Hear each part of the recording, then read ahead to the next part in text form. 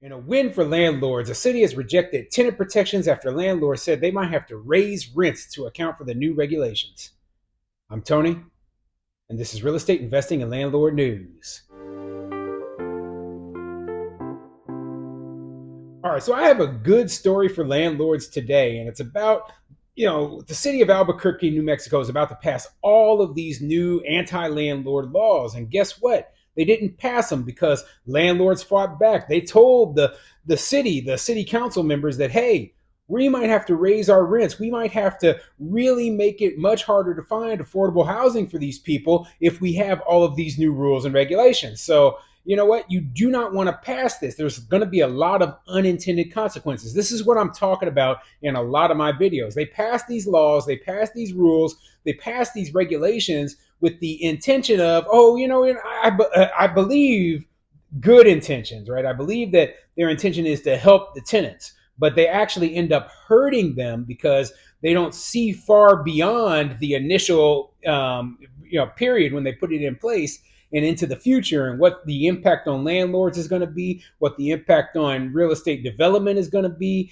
and if it could cause a shortage of housing or less housing to be available. So this is a good story because, simply put, they turned down these new rules, and now landlords don't have to deal with this anymore just yet. So I'm glad to hear that for once landlords have come out ahead.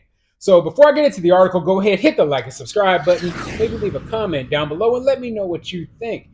Do you think that, if landlords were to go out and actually protest more of these laws and rules and regulations, we could actually get more of them overturned?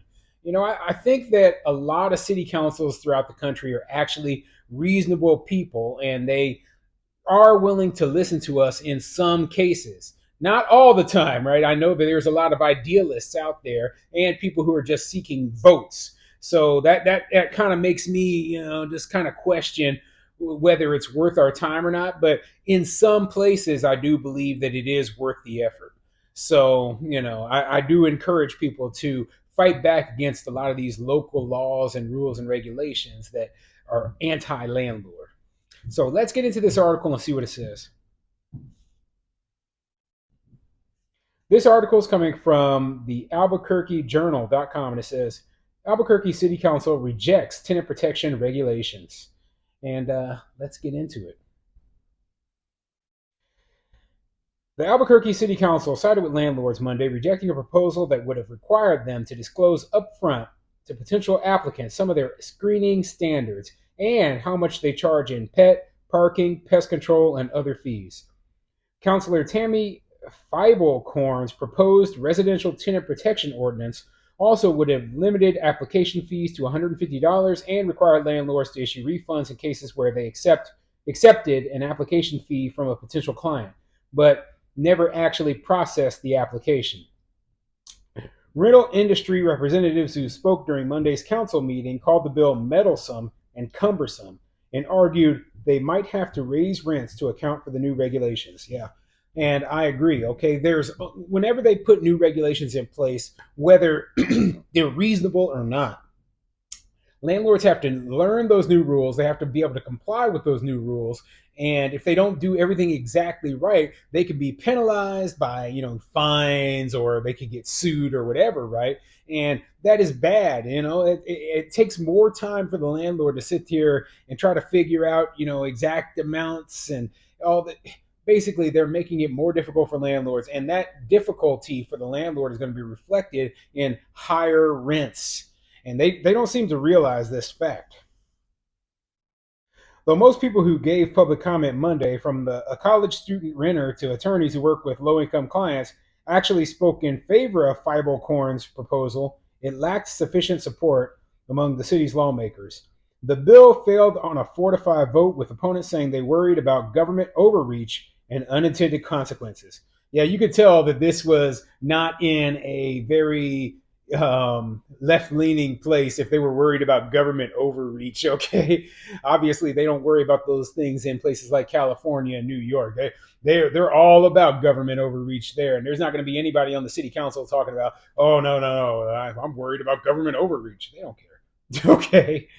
Oh man. So yeah, I understand that fees can be cumbersome for tenants, right? But they have to realize that there's a reason why landlords charge certain fees. When it comes to applications, it costs us time and money in order to process applications. We also have to pay for background investigations and, just us getting on the phone, calling your employer up, verifying all the information. We don't work for free. Okay. We deserve to be able to cover our costs, and most landlords are not charging unreasonable amounts. So, putting this regulation in place, only thing it's really doing is making it so that we have more hoops that we have to jump through so that we're doing the stuff that we're already doing.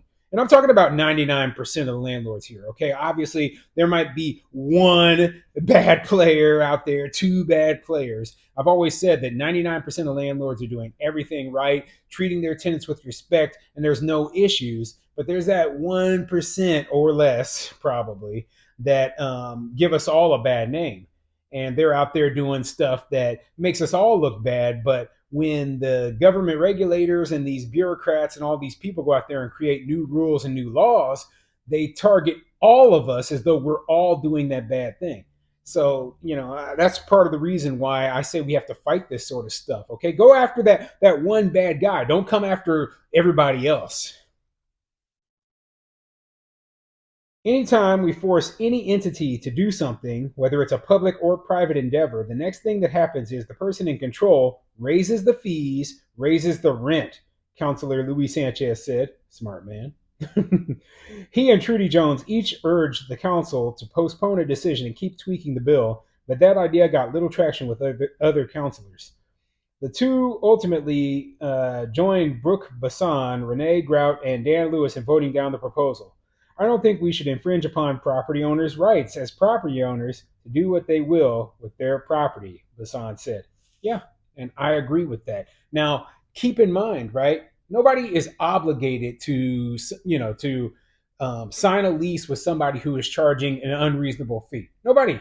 Okay, so if you limit how much pet fee someone could charge, if you limit how much application fee someone could charge, and you know the only thing, what, if you're a tenant and you can't afford it, just go apply to rent somewhere else. Go somewhere else. Go to someone who has a reasonable amount that you can afford. If this person over here is doing such a poor job, then it will be reflected in what happens with their business. Okay, if they're not getting any customers because their fees are so high and everyone else in town is charging low fees, then they'll go out of business. They're going to go bankrupt. But you know what? The landlords who are charging reasonable fees, they will get all of the business.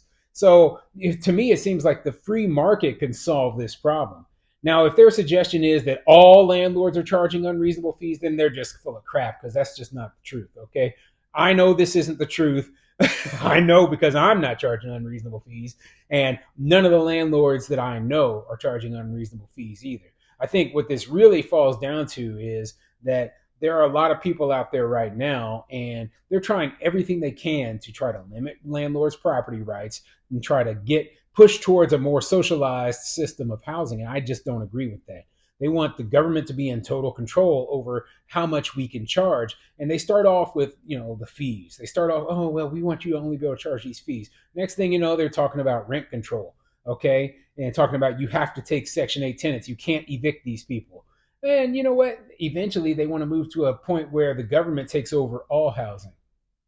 Yeah, I believe that is one of their ultimate goals.